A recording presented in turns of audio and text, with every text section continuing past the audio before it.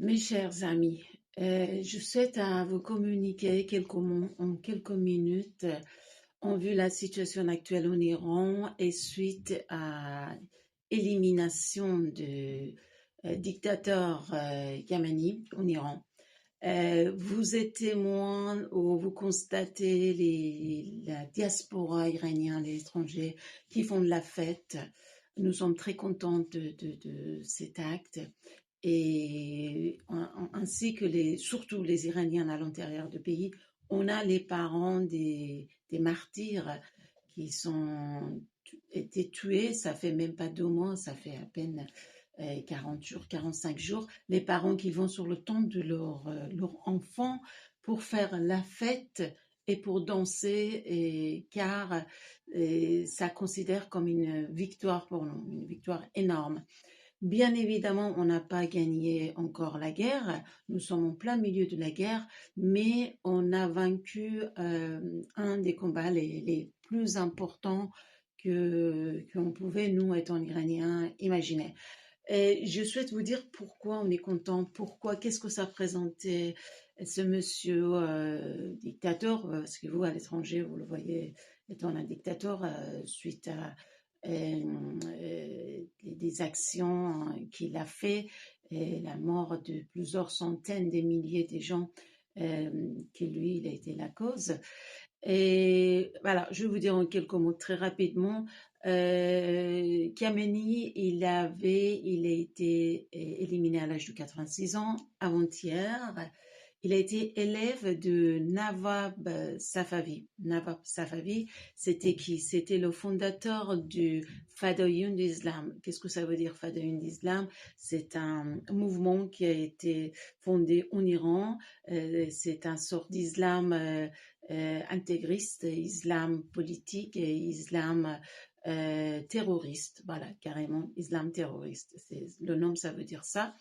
Et puis, c'est lui qui l'a inventé cette façon de kamikaze, de aller se faire, se martyriser pour détruire d'autres personnes et tout ça. Donc, cette personne, il a été sous dynastie Pahlavi, avec sous Reza Shah le premier. Il a été son mouvement, ils ont fait plusieurs, ils ont connu plusieurs terreurs très importants, dont 3 de nos premières ministres iraniennes, ils les ont exécutés, ainsi que notre écrivain historien Ahmad Kassavi, qui a écrit plus de 70 livres, qu'il était un personnage, une image de la culture, la civilisation, du modernisme iranien, parce que cette fondation, en fait, qu'il avait fait, Nawab Safavi, qu'après Khamenei, il a été son élève, et parce qu'ils se sont rencontrés, et puis il a continué un peu sa voie, et donc il était fortement contre tout ce qui est modernisme, tout ce qui est modernisme et tout ce qui est la liberté des femmes, surtout les femmes. Alors, les premiers mouvements de terreur qu'ils ont connus en Iran, c'était suite à ça, parce que sous Reza Shah, les femmes, les filles, ils ont eu le droit d'aller à l'école. Donc, eux, ils étaient contre ça et voilà, ils trouvaient que c'est inutile d'envoyer les filles à l'école. Les filles ne doivent pas aller à l'école, doivent rester juste à la maison en attendant de pouvoir se marier un jour. Et ensuite, plus tard, sous Mohammad Reza Shah Pahlavi, on voit bien que, à nouveau, à cette époque-là, il y a Khomeini, qui était en Iran, qui était fortement inspiré de ce mouvement, avec Khomeini.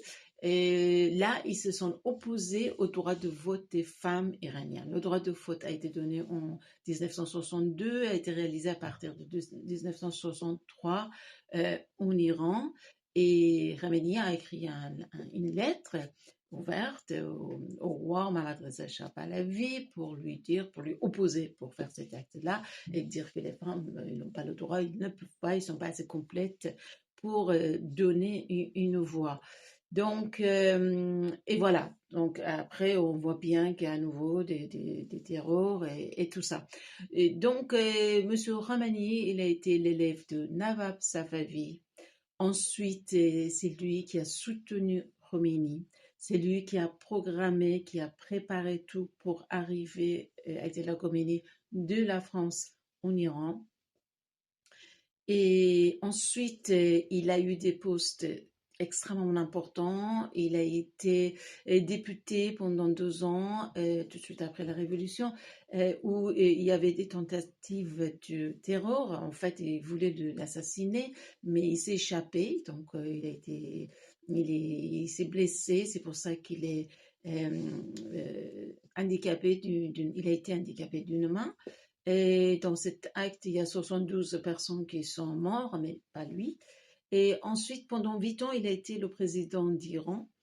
Et après, une fois que le terror n'a pas abouti, donc Ayatollah Khomeini, il y a mis au pouvoir. En fait, il a décidé parce que c'est guide suprême qui prend la décision, qui choisit qui doit se présenter pour le candidature. Donc, on va toujours voir, il y a 2, 3 personnes, et puis on sait très bien en avance qui va être choisi. Donc, pendant 8 ans, il a été le président d'Iran. Et après, tout de suite après le décès de le guide suprême autrefois, qui était Ayatollah Khomeini, Khomeini, il devient guide suprême pendant 30 quelques années.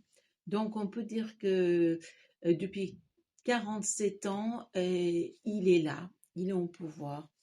Et en étant guide suprême, c'est celui qui prend la décision pour le président du pays, ainsi que c'est lui qui choisit, en fait,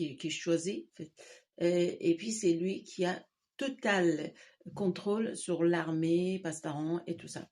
Et surtout, c'est lui qui a développé vraiment les gardiens du régime, le Pasdaran en Iran. Donc, pour nous, d'éliminer cette personne, c'est un pas extrêmement important envers l'avenir et pour se débarrasser une fois pour tout de cet islam politique, de cet islam terroriste qui n'a absolument rien à voir avec l'image d'une religion. Voilà. Et c'est peut-être pour toutes ces raisons-là que nous sommes particulièrement enchantée, heureuse pour enfin connaître ce moment de joie au bout d'environ 50 ans. Moi, la dernière fois que vraiment je me suis sentie heureuse, c'était il y a environ 50 ans, quand j'étais enfant, avant la révolution islamique, en Iran, sous les Pahlavis. Et là, j'ai ressenti les mêmes sensations. Donc voilà, je vous explique un peu dans quelques minutes, ça fait 8 minutes, tu vois. Mais cette vidéo, je vais enregistrer, que voilà, il va rester ici, au cas où vous avez envie d'écouter plus. Merci.